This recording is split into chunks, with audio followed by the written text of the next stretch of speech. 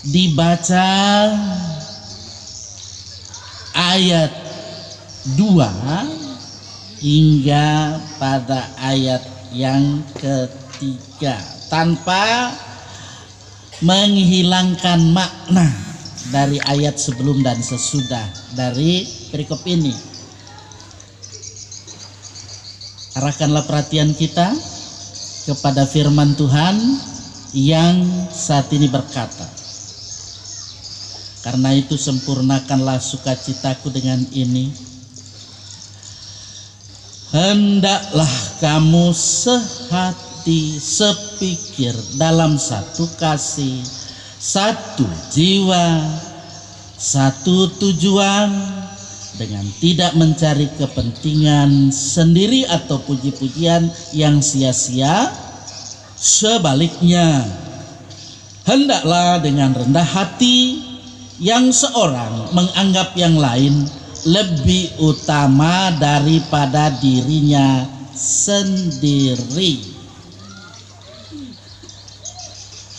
Satu kebahagiaan ketika kita seperti ini, dan saya berharap dan pasti Tuhan mengendaki hal yang seperti ini akan terus berlanjut dalam keberadaan kehidupan kita, dalam tugas, tanggung jawab, bahkan panggilan pelayanan. Pertama kita bersyukur, ya, kita nyatakan syukur kita kepada Tuhan, ya, sebagaimana tadi sudah disampaikan oleh sahabat saya yang baik, ya. Ini tiap hari Minggu disebut namanya anugerah, ya. Amazing Grace. Ini ada juga sebentar anugerah kita nyanyikan. Nah, semua itu bukan karena kehebatan sendiri, tetapi karena Tuhan yang sudah menolong, Tuhan yang sudah memampukan, sehingga saya salut, ya, sebagai hamba Yesus Kristus saya salut, ya, saya bangga panitia yang sudah berjuang, bekerja cerdas, bekerja tuntas, sehingga saat ini kita ada di sini. Kita berterima kasih juga tentu dengan majelis jemaat yang di periode 2018 sampai 2023 juga sudah boleh menunaikan tugas tanggung jawab, ya. Tuhan memberkati semuanya, ya. Dan kita berharap ketika kita sudah bersama-sama dengan kerja cerdas, kerja tuntas panitia, kita sudah memilih dan kita sudah memiliki majelis jemaat harian, badan pertimbangan, badan pemeriksa perbendaharaan, kemudian komisi pelayanan kategorial Bapak, Ibu, pemuda, remaja, sekolah minggu untuk periode pelayanan 2023-2028. Itu berarti bahwa ketika kita ada bersama saat ini, kita berupaya untuk boleh bekerja bersama dan bersama-sama bekerja. Dan ini juga terkait dengan kerjasama luar biasa dari semua panitia, ya. Luar biasa, ini bisa terlaksana dengan baik. Memang kemarin waktu yang direncanakan di mana itu, ya, panitia kita cerdas, lihat suasananya karena di sana berbatu-batu, karena waktu saya juga tidak panjang, ya, saya berbicara ini tentang firman Tuhan, karena saya hanya menyampaikan bahwa dalam kehidupan kita syukuri bahwa inisiatif kerjasama yang baik dari semua pihak terkait dengan kegiatan-kegiatan yang sudah sedang dan akan kita lakukan. Kita melihat ini semua adalah karena kita mau menjadi hamba Yesus Kristus. Amin. Ya, saya mengucapkan pasti terus ini terima kasih untuk semua yang senantiasa boleh mau menempatkan diri kita mau hidup hidup dalam kerja cerdas, kerja tuntas dalam keberadaan kehidupan ke depan sebagai pelayan-pelayan khusus yang pastinya diharapkan terus menunaikan tugas tanggung jawab panggilan pelayanan gerejanya dengan penuh sukacita dalam kebersamaan, bekerja bersama dan sama-sama bekerja. Selalu saya tekankan itu. Sehingga dalam 1 Petrus pasal 2 kalau kita teliti ayat 9 dan ayat 10, perhatikan itu ya, di situ mengandung arti, ada penegasan yang diberikan oleh Tuhan Allah di dalam Yesus Kristus, kepala gereja, kepada sekalian orang yang percaya kepada Kristus untuk memberitakan perbuatan-perbuatan besar. Berdasarkan panggilan yang ada ini, maka semua orang percaya adalah pelayan. Itu imamat rajani itu.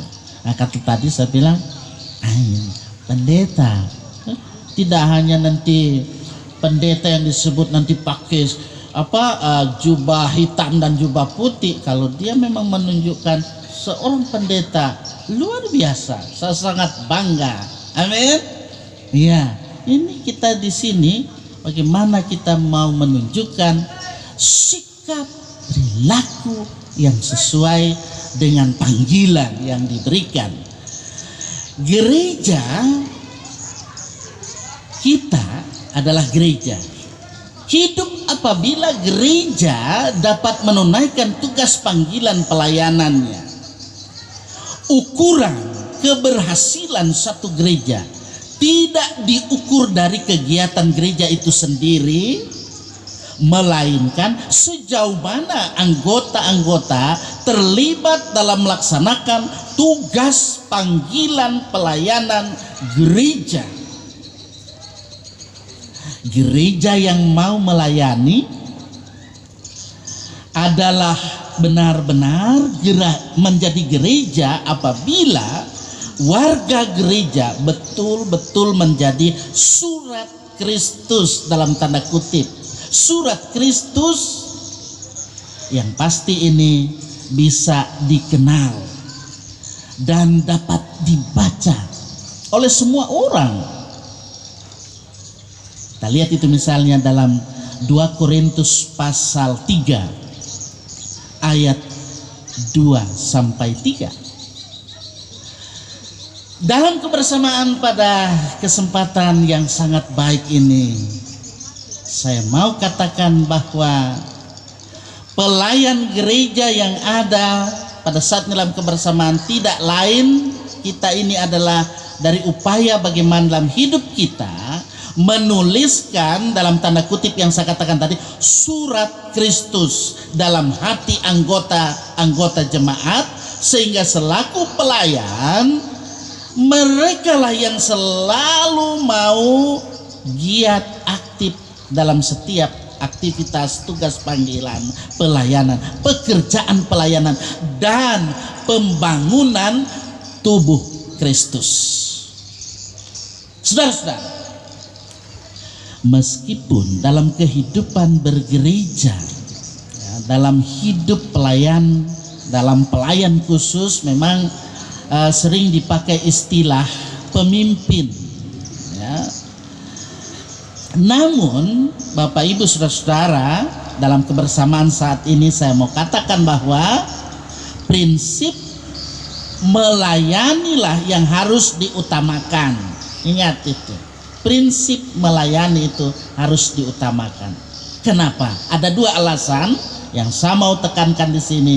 Yang pertama,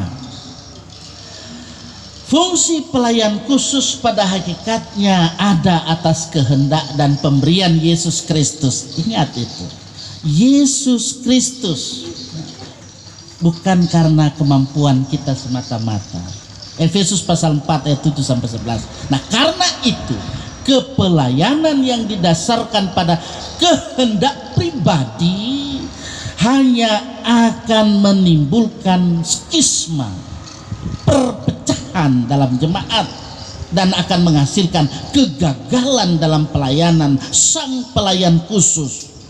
Itu kalau itu yang terjadi, kalau hanya melihat pribadi sendiri. Hendaklah kita melihat bahwa kehendak dan pemberian Kristus yang harus kita utamakan, supaya tidak terjadi kegagalan. Itu yang pertama. Yang kedua, karena kepemimpinan jemaat itu bersumber dari anugerah Kristus, maka kepemimpinannya tidak harus berpola pada kepemimpinan Kristus sendiri. Nah, pola kepemimpinan Kristus itu adalah pola menghampakan. Bagaimana itu menghampakan? Dia menghampakan, mengosongkan diri menjadi hamba. Nah, itu belajar dari Yesus. Terkadang kan kita tidak mau belajar dari Yesus, kita mau menunjukkan diri. Oh, siapa aku ini? Nah, itu siapa saya, seperti itu. Tidak seperti itu, tapi harus pola kepemimpinan yang harus ditunjukkan dalam kehidupan kepemimpinan dalam kebersamaan ini. Kepemimpinan Kristus adalah pola menghampakan atau mengosongkan diri menjadi hamba. Itu yang kita baca tadi dalam Filipi pasal 2 tadi. Kalau kita lihat ini tadi di ayat 5-8. Karena itu kepemimpinan dalam jemaat hendaknya selalu dilandaskan pada keyakinan akan panggilan Kristus untuk melayani, bukan menguasai, bukan memerintah. Itu perhatikan. Sehingga saudara-saudara yang saya kasih dalam kasih Tuhan dalam kebersamaan pada saat ini, supaya ini terus dalam kebersamaan, perhatikanlah bahwa jabatan gerejawi bukanlah bagi mereka yang ingin memperoleh kekuasaan.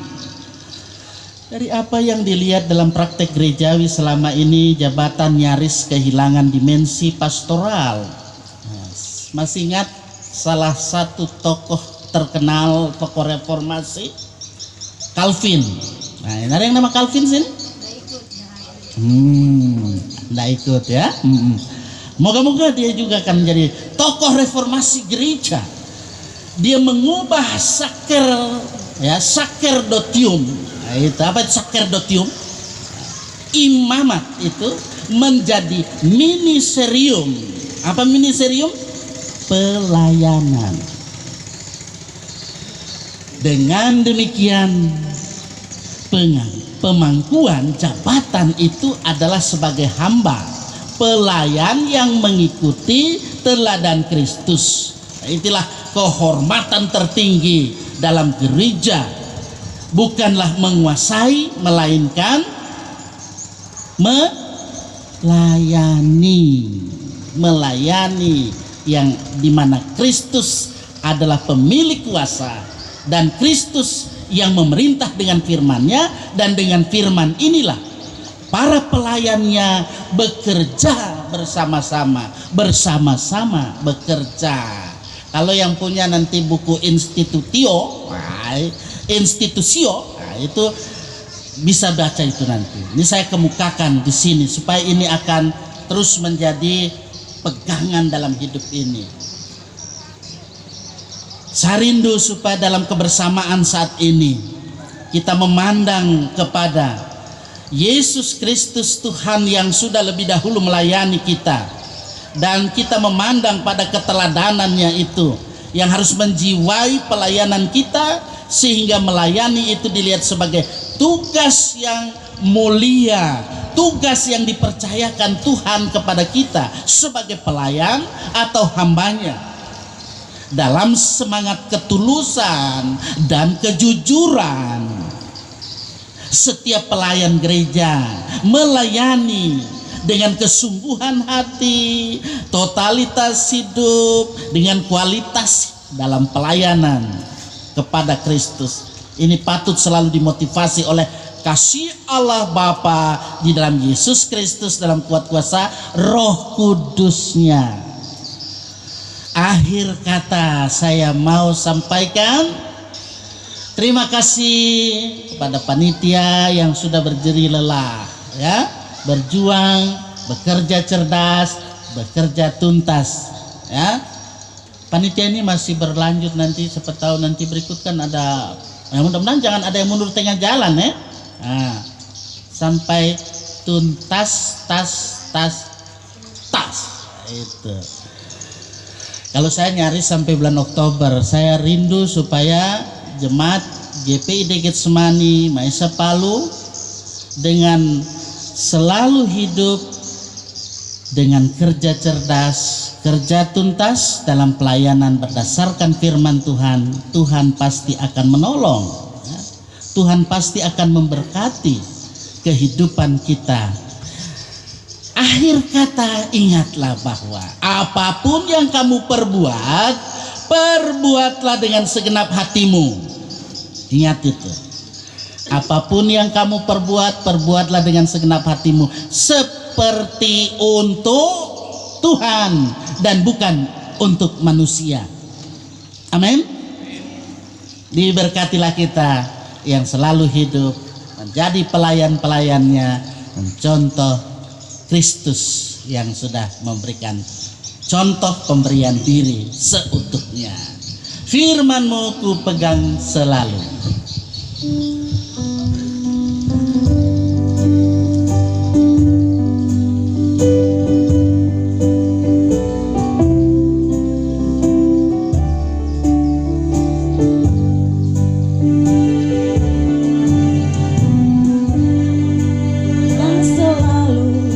Saat duka, saat senang,